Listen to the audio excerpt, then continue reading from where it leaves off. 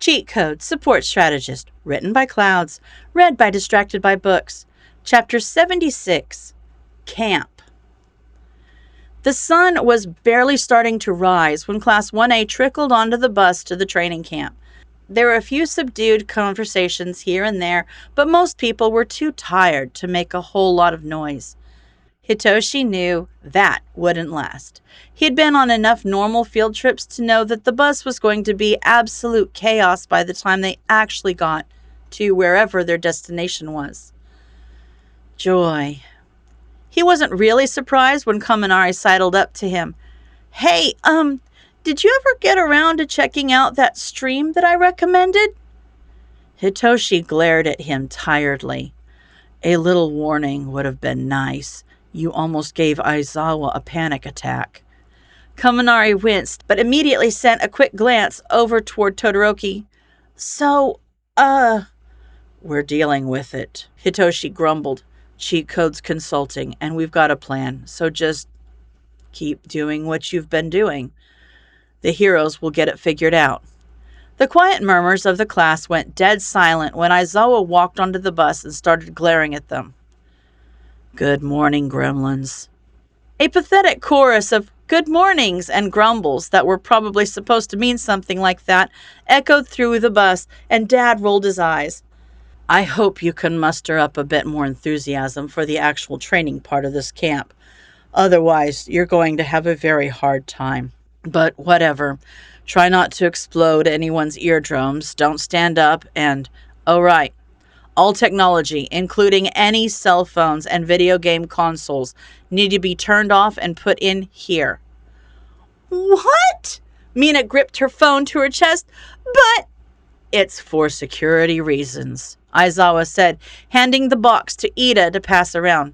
Do I need to remind you that you were just attacked 2 days ago?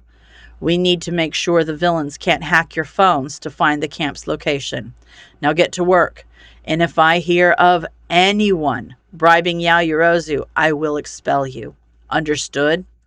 There was a louder chorus of grumbles this time, but all in all, it only took about 15 minutes for everyone to turn in their phones and get on their way.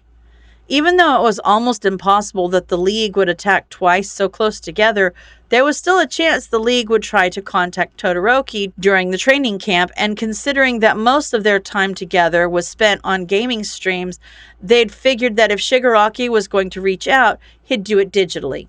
The plan was to leave all student phones at UA so they couldn't be used to find the camp, while also letting Nedzu keep a convenient eye on the devices if a text from Shigaraki happened to come through. The teachers, on the other hand, had been given 3 different backups to be able to contact the school, just in case. Hitoshi had been expecting Todoroki to have more of a reaction to having his phone confiscated, but he was also stoic enough that it wasn't too odd. The people who seemed most upset about the new phone rule were Mina and Kaminari, which checked out, and oddly enough, Mineta. Hitoshi wrinkled his nose in disgust. Maybe this was for the best. He really didn't want to know what that grape stain had been planning on using his phone for during the camp. The labs were cramped now that the entirety of Class 1F was there with all their bags for the whole week. The labs were decently large, so it wouldn't have been so bad if their tables hadn't already been filled with all the fun new materials and projects they would be working on during the training camp. Izuku hovered by Mei's table, moving their bags away whenever it seemed like something was about to explode.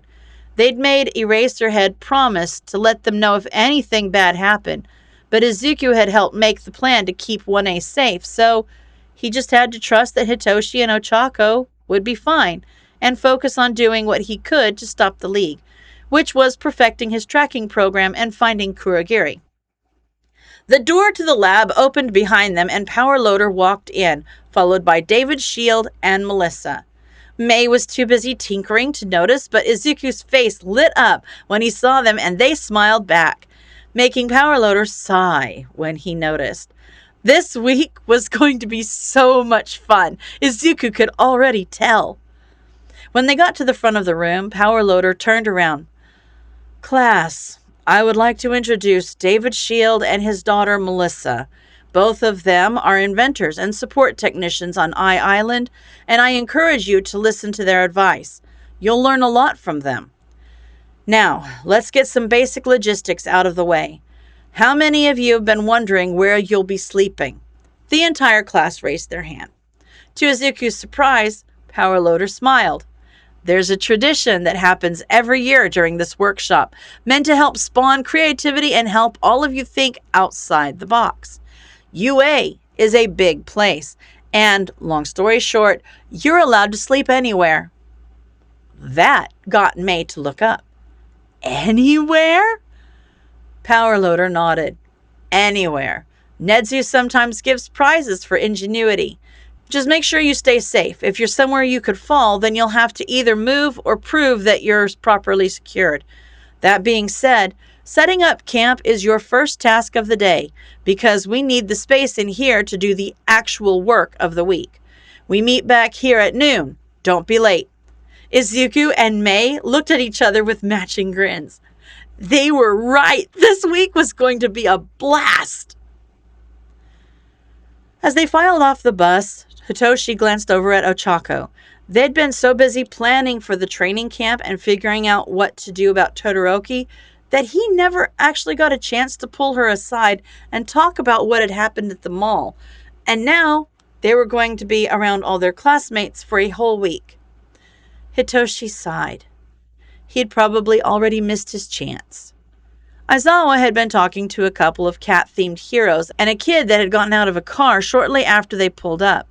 But he turned back to the class before anyone had the chance to wander off. Hello, everyone. I'd like to introduce you to a few of the heroes you'll be working with this week. The hero with brown hair started the official introduction. Lock on with those sparkling gazes. Surprisingly cute and cat-like, the blonde one added. They finished together. The wild pussycats. Hitoshi felt a chill run down his spine when Dad smiled. They're here to make sure you get whipped into shape. Lunch is at noon. That gives you about 3 hours. Good luck. What do you... Kaminari had started backing back towards the bus when the ground started moving beneath them. What the... They were swept off the cliff and Hitoshi scrambled to get a hold of anything, but nope. He really should have been suspicious when Dad told him to pack his capture weapon in his backpack and not his duffel. Most of the class was groaning when they reached the bottom, but Yairozu immediately jumped into action. Is anyone injured?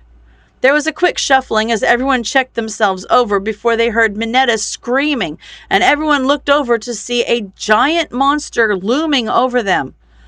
Okay, yeah, Aizawa was definitely planning on putting him through the ringer. Tomura didn't like the new recruits. If he still had any say in anything, he'd turn pretty much all of them away and call off this whole attack.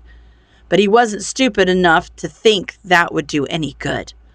The League had launched an entire attack without him, so why in the world would they stop one just because he said so?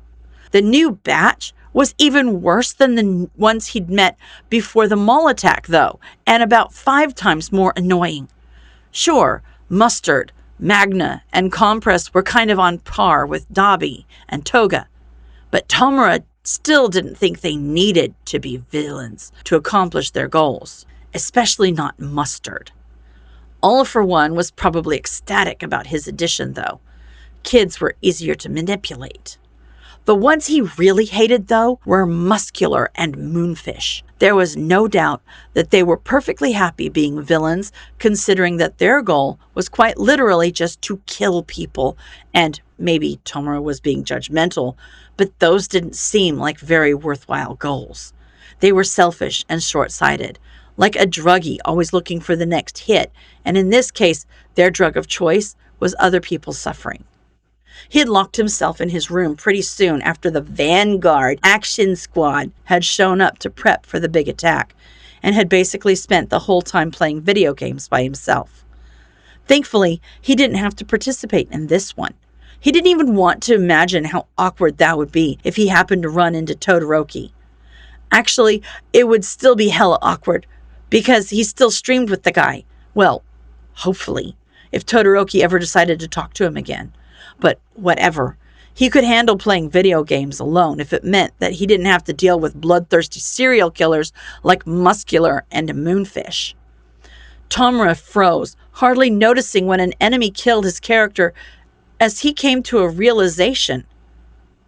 That was who All for One wanted him to be.